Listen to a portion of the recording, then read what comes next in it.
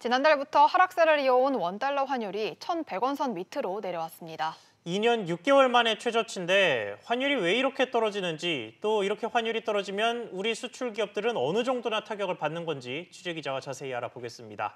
신윤철 기자 나와 있습니다. 자, 신 기자, 1,000원대 환율은 참 오랜만에 보는 것 같습니다. 좀 심리적 저지선이라 불릴 수 있는 1,100원이 깨졌어요. 그렇습니다. 어제 서울 외환시장에서 원달러 환율은 3원 80전 내린 달러당 1,097원에 마감했습니다. 종가 기준으로 1,000원대에 진입한 건 2018년 6월 15일 이후 처음입니다. 어제 환율은 전날보다 70전 내린 1,100원 10전에 출발한 이후 낙폭이 커지며 장중 한때 1,096원 20전까지 떨어지기도 했습니다. 네, 환율이 떨어진다는 건 우리 돈의 가치가 높아지고 달러가 약해진다는 건데, 그런데 특히 우리 원화가 다른 통화에 비해서 좀 강한 모습입니다. 그 이유가 뭘까요? 이 원달러 환율 하락의 원인은 크게 세 가지로 볼 수 있습니다. 우선 가장 큰 원인은 달러의 가치가 떨어지고 있습니다.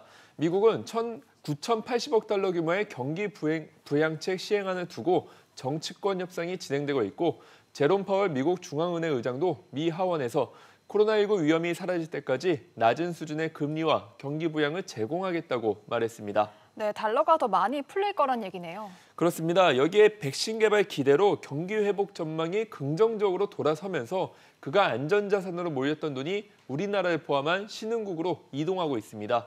지금 우리 증시 상황도 그렇고요. 마지막으로 우리나라가 코로나19 사태 속에서도 수출 지표 개선과 외국인의 반도체 투자 등으로 원화자산 재평가 국면이 지속되고 있기 때문입니다.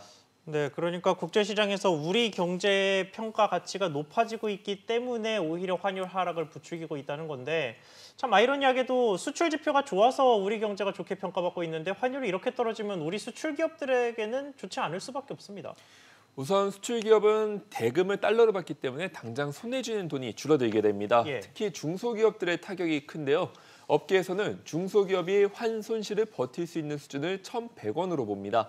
지난달 중소기업 중앙회 설문조사에 따르면 응답 기업의 62%가 원화 강세로 수익성이 떨어졌다 이렇게 답하기도 했는데요.